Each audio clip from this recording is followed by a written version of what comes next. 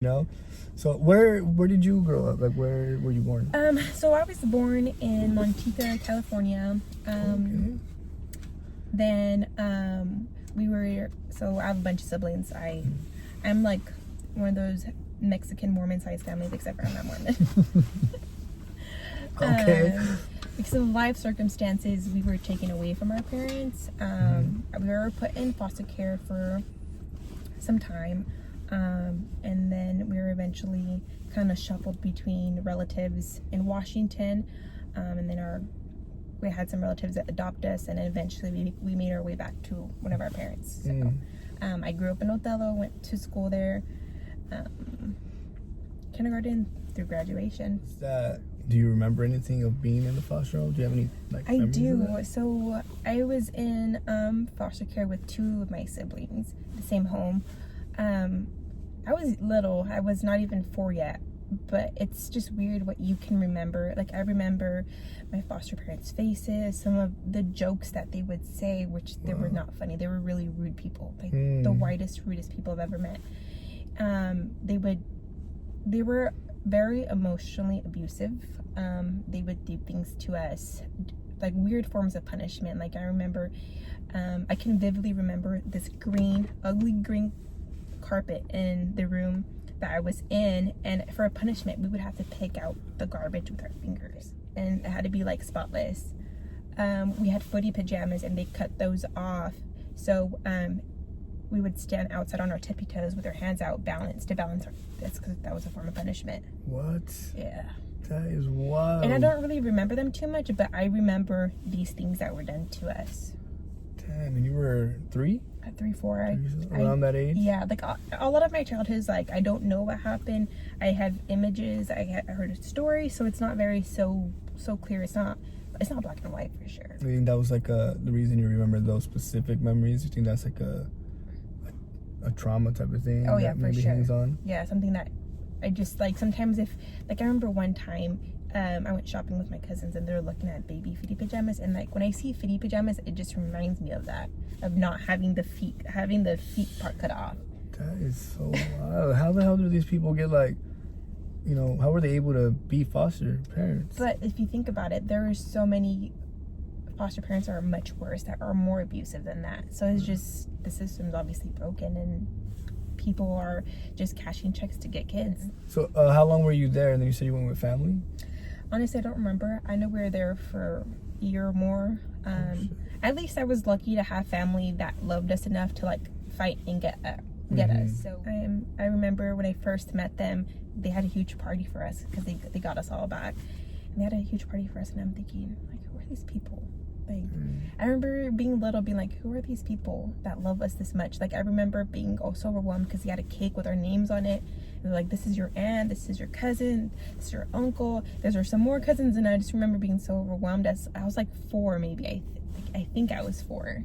Jeez, yeah, but it was such a good feeling seeing like all these relatives that loved us enough to fight for us. That's cool. And then, what are you going to school for? 'Cause you're I'm working on my master's in forensic psychology. Oh shit. So I don't know if I'm gonna use it. I just know that's always been like something I've been interested in. So I'm like taking that step forward just to see if I'm gonna do it. I mean, I'll get a pay increase either way with the job I have. Right. So it's a benefit. That's dope, man. So you're just like into school necessarily, or you just want to see that through? Both. I want to see it through, but I feel like I'm more at peace when I'm like doing something. I have a lot more things going on. If not, I'm just like really bored and I need to just find something to do. That makes sense. I mean, yeah. That's crazy. I mean, that's, usually people play like Fortnite or not go for a whole master's. Like, that's crazy. That's dope. Like, that's really cool that that's the drive. I feel most comfortable when I'm juggling a lot of things, and that's just, I guess, how I'm built. Yeah. I was talking to one of my siblings today, and they were like, I need to get my shit together. I'm like, no, you know what? It's okay not to have it planned out. When you go through high school, the teachers are like, you need to know where you're going to go to school, what you're going to school for. I'm like, it's not that way. You learn from life what you need to do. I mean, I'm in a point where I know I want to do what I wanted to do, but then I'm not sure. Like, I'm still learning more about myself, and I don't think I'm ever going to stop learning about yourself. I mean, you never stop learning about yourself, right. But I just don't know where I'm going to be still at. Yeah, no, and that's very important because, I mean, I think in high school they make it, like you said, very black and white type of thing. Like, sure. you know, it's like a straight, narrow line. Like, you gotta do this is what you're gonna do, and you gotta continue that through, and that's gonna be your whole life. I think that's like a very overwhelming thought to have, you know, as a teenager. I feel like what's also not addressed at school is it's okay to, if you want to be a mom, be a mom. If you want to not go to school, it's okay to not go to school. There are some people that learn off of experience. I know some people that are doing way better than me, and it's just from hands-on work experience. Right. Like, that's tough. Yeah, no, it really is. And I mean, it's just weird to me how in school they don't teach that. They don't, because you know these teachers have gone through life, you know? Oh, yeah, for sure. So you would think they would try to incorporate that a little bit more and just be more realistic. Like, look, guys, this is what it seems like, but this is what it's really going to be like. It's my life. I'm always doing something that's overwhelming me, and then I'm like, I need to find my balance. Okay. Yeah. And what do you do to find that balance? Honestly, sometimes, like, if I'm overwhelmed because of school and work, I'll just focus on what is stressing me out. So say it's school that's stressing me out, I won't work that day, and I'll do whatever I need to do for school that's stressing me out, and then work extra on the weekend, work at night. I mean, I can just take the whole day off, but sometimes you just gotta focus on one thing, and kind of tune out everything else. You mentioned anxiety. So having anxiety, when do you remember, like, how do you know you have anxiety, I guess? How does someone know? Like, do you have to go to somebody and they have to diagnose you? Oh yeah, I'm all about mental health. I always knew throughout like my upbringing that I had something was not right. Like, I shouldn't be getting so overwhelmed about these things. But it wasn't a topic at home because I think this parent was more afraid of what we would vent about. Like, I think they were afraid that we would say something that was not in good character of this parent.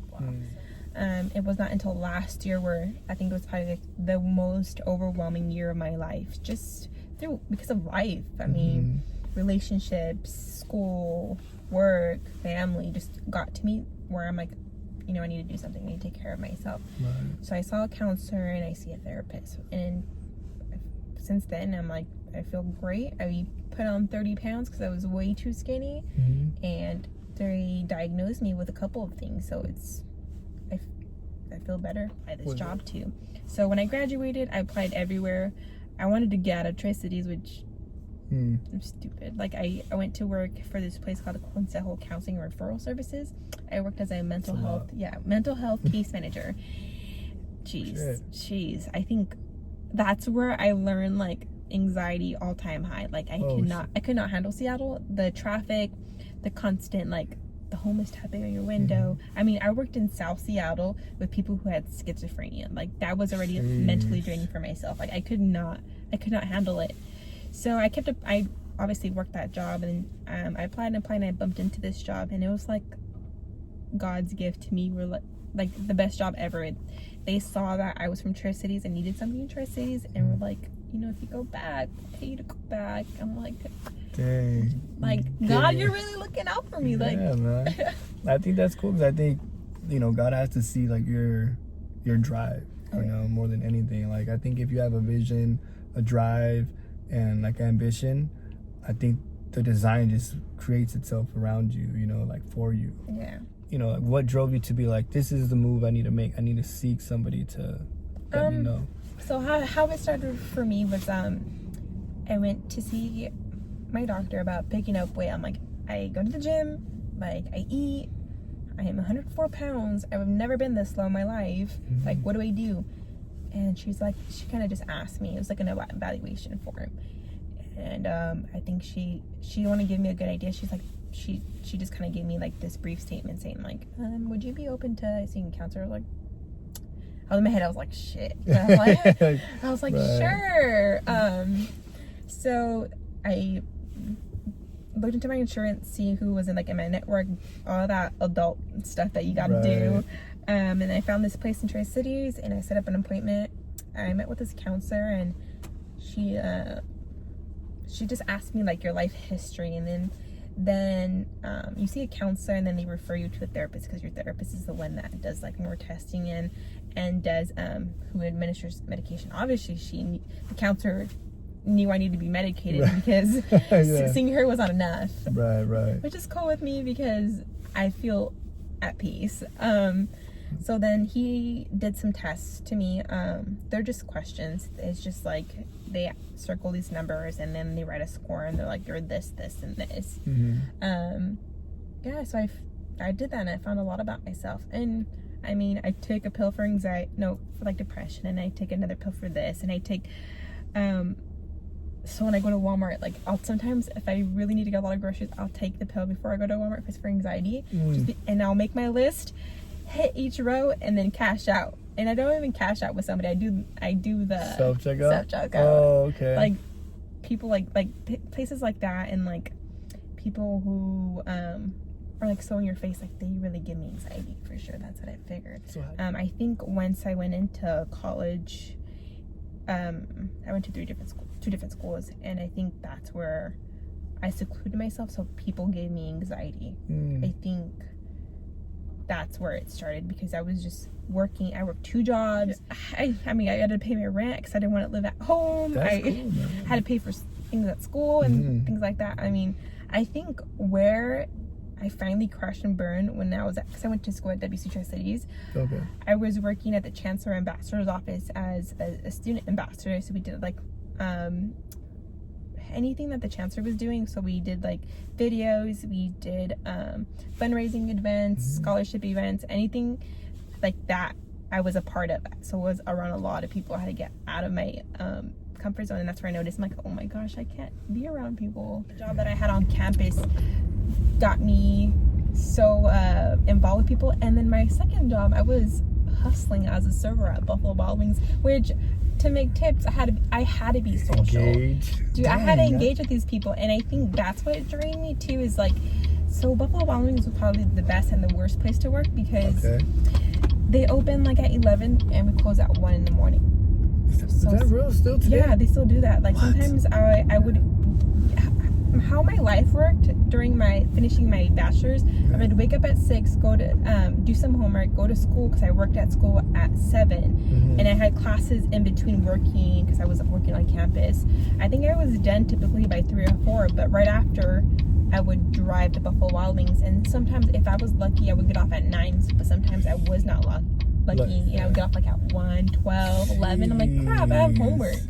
That's crazy. Yeah, so it was like that all the time. Like, I'm one who will like go through a deep cleaning phase to make myself feel better, but it's like a band-aid job. It's like, say you're hurt and you're something broken, you put a band-aid on it, it's not fixed. That's what I do with cleaning. Like, I'll clean everything, but I'm not addressing the real issue for sure. Sometimes I use it just to make me feel better. I mean, the only way of coping is actually like admitting that there's something wrong and getting real treatment for something. Yeah, I always thought, I remember like in high school was like when I feel like I started having these feelings of like, I definitely have issues with like my parents splitting and, you know, a lot of that. Because I'll never forget when that Will Smith, you ever watch Fresh Prince? Yeah. That scene of his dad when he's with Uncle Phil. And I have never, before that, you know, I had never cried in like for a movie, a show, nothing. Like nothing ever really struck me, you know. But I remember seeing that episode and like, dude, I was bawling. Like, you know what I mean? Like I was just tears. I was like, like I related to everything he said in that scene. Like it was crazy. And I remember thinking then like, whoa, like I did not realize that was, you know, still going on. Yeah. And we have had those conversations, like, you know, me and my girl will stay up and, you know, not every night, but we'll have these conversations sometimes that it's like, dude, I have this, you know, I gotta let it out. But that one is a heavy one. Like, I feel like there's still a lot there. And so I think, you know, having a conversation with you, last time I talked to like Vanessa and she mentioned it as well, like going to therapy. And it really like, it's really got me thinking like, man, I need to go talk to somebody who knows about this and see what that's about at times. So at WCU I worked with this lady. Her name is Mari. She's like this badass Latina for sure. We like just vented out to each other, like same life, you know, like our families went the same thing, except for she was in the foster care system throughout high school. So we had like almost a very similar life. She did the same things and we just clicked well. But she's a big personality. Like she's that Mujeres group that I am in. She started that. So what's that called? The group? So it's called Segue. It's called Mujeres Circle. Okay. She has a Instagram persona. It's called Única Jefa. Okay. And it's pretty cool. Her thing was she was in this high place at WSU Tri-Cities working with all these people, but nobody looked like her. So she wanted a group where she could relate to people that look like her. So she has this group full of Latinas who are business professionals, just badass moms, people who are going to school. There's various careers, and she just wanted to be consumed with them, just to be able to relate with them, because it's hard being Mexican and being, for sure, a woman in your career. Like, to work or how? So I met her on campus. She was my boss. Okay. Then she quit her job, started a business, and started this group. She's freaking badass. But I think because she was so, hey, in your face, that I was drawn to it. That's like not me. Like, I'm like, usually when people are so in your face, I'm like, oh my gosh, like, why are you in my face? Right, you're in my zone right now. Yeah, but everything that was coming out of her mouth was motivational or inspirational. It was like, what are you doing with yourself, Yesenia? Come on, what can we do? Like, she was like that parent figure that I needed. Like, she was that motivation. She was like the kick in the butt, like, take care of yourself. You got to keep going, for sure. Yeah. Dang, that's cool. Like, you think you searched for that, or it just came to you? I think it just came to me. But having somebody who has like almost a mirrored life as me, to know that somebody else went through all these things and is okay, I think I was drawn to her because we have a similar life. I'm like, okay, I did it, she did it. I'm like, more people can do it, for sure. Right. It's not even a reality, because yes, I had a pretty hard upbringing, but I am the person who I am today, and it's made me this strong because of it. Oh, thanks. Well, thank you so much. Well, thanks for having me. It's pretty cool. Awesome.